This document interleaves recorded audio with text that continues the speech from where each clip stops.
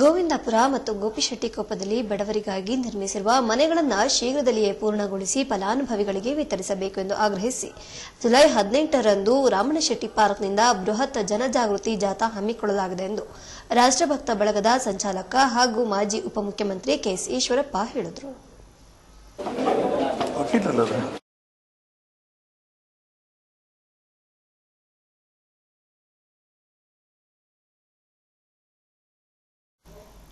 ಸುದ್ದಿಗೋಷ್ಠಿಯಲ್ಲಿ ಮಾತನಾಡಿದ ಅವರು, ತಮಗೆ ಸೂರು ಸಿಗುತ್ತದೆ ಎಂದುಕೊಂಡು ಗೋವಿಂದಪುರ ಮತ್ತು ಗೋಪಿಶೆಟ್ಟಿಕೊಪ್ಪದಲ್ಲಿ ಮನೆಗಳಿಗಾಗಿ ಸಾರ್ವಜನಿಕರು ಮುಂಗಡ ಹಣ ನೀಡಿ ಜಾತಕ ಪಕ್ಷಿಯಂತೆ ಕಾಯ್ತಾ ಇದ್ದಾರೆ.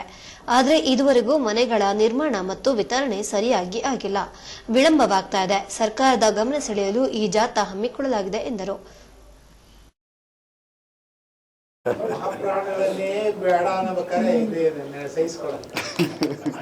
ನಾಳೆ ಅಂದ್ರೆ ತಮಗೂ ಕೂಡ ಸ್ವಾಗತ.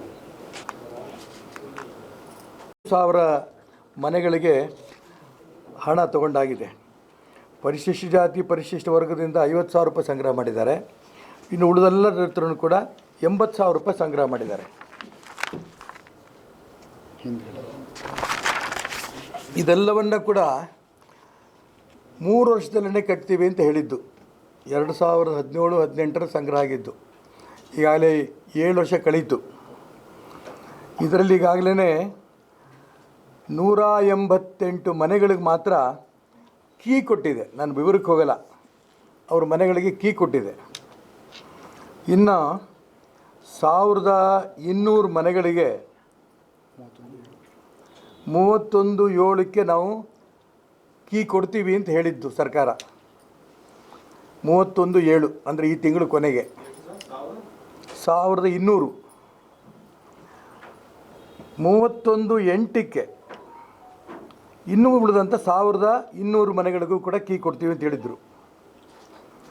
ಈ 288 ಜೊತೆಗೆ ಇನ್ನು 332 ಮನೆ ಅದಕ್ಕೆ ಬ್ಯಾಂಕ್ ಪ್ರೋಸೆಸ್ಸಲ್ಲಿದೆ, ಹಾಗೆ ಹೀಗೆ ಅಂತ ಕತೆ ಹೇಳ್ತಾರೆ. ಒಟ್ಟಾರೆ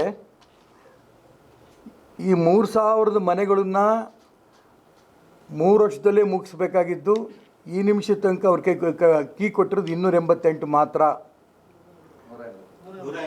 ಇಲ್ಲ 288. ನಾನು ಯಾಕೆ ಇದನ್ನು ಪ್ರಸ್ತಾಪ ಮಾಡ್ತಾ ಇದ್ದೀನಿ ಅಂತಂದರೆ, ಈ ಬಗ್ಗೆ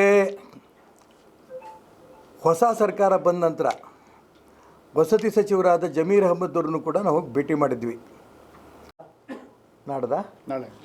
ನಾಳೆ ದಿನ ಬೆಳಿಗ್ಗೆ 10 ರಾಮಣ್ಣ ಶೆಟ್ಟಿ ಪಾರ್ಕಿನಿಂದ ಒಂದು ಜಾಥಾ ತಗೊಂಡು ಹೊರಟಿದ್ದೇವೆ.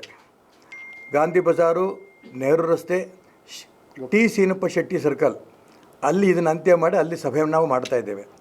ಅಲ್ಲಿಂದ ಕೆಲವು ಪ್ರಮುಖರು ಜಿಲ್ಲಾಧಿಕಾರಿಗಳ ಕಚೇರಿ ಯಾವುದು ಸ್ಪಷ್ಟವಾಗಿ ಅವ್ರು ಹೇಳ್ತಿಲ್ಲ.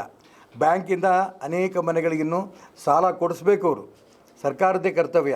ಸಾಲನು 3,000 ಜನ ಕಟ್ಟಿದ್ದಾರೆ. ಪೂರ್ವ ಸರ್ಕಾರ ಜನರಲ್ಲಿ 4,27,667 ರೂಪಾಯಿ.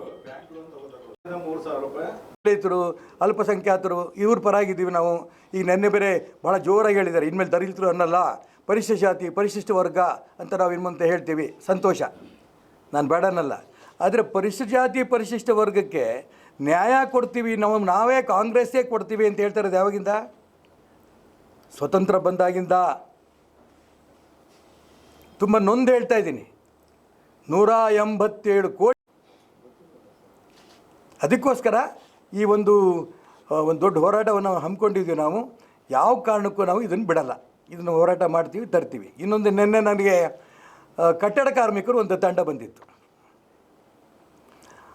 ಅವರ ಮಕ್ಕಳಿಗೆ ವಿದ್ಯಾಭ್ಯಾಸಕ್ಕೋಸ್ಕರ ಕೊಡ್ತಾರಂತ ಏನು ಅದನ್ನು ಸ್ಕಾಲರ್ಶಿಪ್ಪು 2 ವರ್ಷದಿಂದ ಕೊಟ್ಟಿಲ್ಲ. ನಾನು ಸಂಬಂಧಪಟ್ಟ ಅಧಿಕಾರಿಗಳನ್ನ ನೆನ್ನೆ ಫೋನ್ ಮಾಡಿ ಕೇಳಿದೆ ನಾನು. ಸರ್ ಕೊಡ್ತೀವಿ ಸರ್, ಇನ್ನು 15 ದಿನದಲ್ಲಿ ಕೊಡ್ತೀವಿ ಸರ್. 2 ವರ್ಷದಿಂದ ಕೊಟ್ಟಿಲ್ಲ. ನಮ್ಮದು ಒಂದೇ ಜಿಲ್ಲೆಯಲ್ಲಿ ಹತ್ತತ್ರ 38,000 ಜನ ಇದ್ದಾರೆ, ಕೊಟ್ಟಿಲ್ಲ. ಇದು ಒಂದು. ಅದೇ ರೀತಿ ಕಟ್ಟಡ ಕಾರ್ಮಿಕರ ಮದುವೆ ಆಗತ್ತಲ್ಲ, ಅವ್ರಿಗೆ ದುಡ್ಡು ಕೊಡಬೇಕು, ಅದು ಕೊಟ್ಟಿಲ್ಲ. ಡೆಲಿವರಿ ಆಗತ್ತಲ್ಲ ಹೆಣ್ಮಕ್ಳಿಗೆ, ಅದ್ರ ದುಡ್ಡು ಕೊಟ್ಟಿಲ್ಲ. ಕಟ್ಟಡ ಕಾರ್ಮಿಕರು ಯಾರು ಮರಣ ಹೊಂದಿದ್ರೆ ಅವ್ರಿಗೆ ದುಡ್ಡು ಕೊಡಬೇಕು, ಅದ್ರ ದುಡ್ಡು ಕೊಟ್ಟಿಲ್ಲ.